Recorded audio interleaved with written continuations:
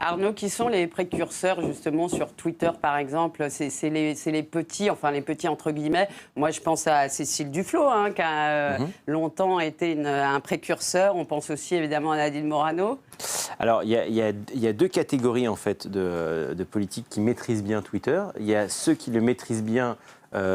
Qui l'utilisent beaucoup, on va dire, avant de dire qu'ils maîtrisent bien.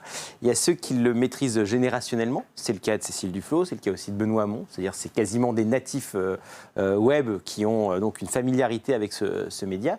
Et puis il y a ceux qui l'utilisent comme un élément de provocation et qui, de ce point de vue-là, agrègent beaucoup de followers parce qu'ils sont dans des opérations très offensives. Et c'est le cas de Nadine Morano. Donc c'est un peu les deux profils. Après, je ne sais pas si, pour reprendre le cas de Nadine Morano qui défile derrière vous à l'écran, ou de Christine Boutin, très bon enchaînement. Je ne sais pas si voilà, c'est un suivi d'adhésion, quoi. Voilà, c'est un suivi aussi beaucoup de curieux parce que on sait qu'il y a tous les X tweets, un tweet qui va faire scandale et qui va être commenté.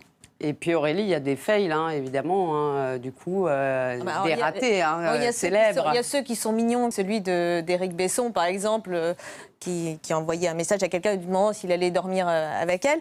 On a eu récemment encore un message comme ça, et puis des fails encore, qui sont liés en fait à la réactivité des réseaux sociaux, c'est-à-dire qu'il y a des politiques qui tweetent finalement comme ils pensent, qui ne réfléchissent pas aux conséquences, et on se retrouve avec, au lendemain par exemple d'attentats, comme Bruno Le Roux qui a fait un tweet en rapport avec le débat sur la déchéance de nationalité, qui a été condamné par absolument toute la classe politique. Donc il y a aussi le problème de l'instantanéité qui n'est pas toujours maîtrisé bien par les politiques.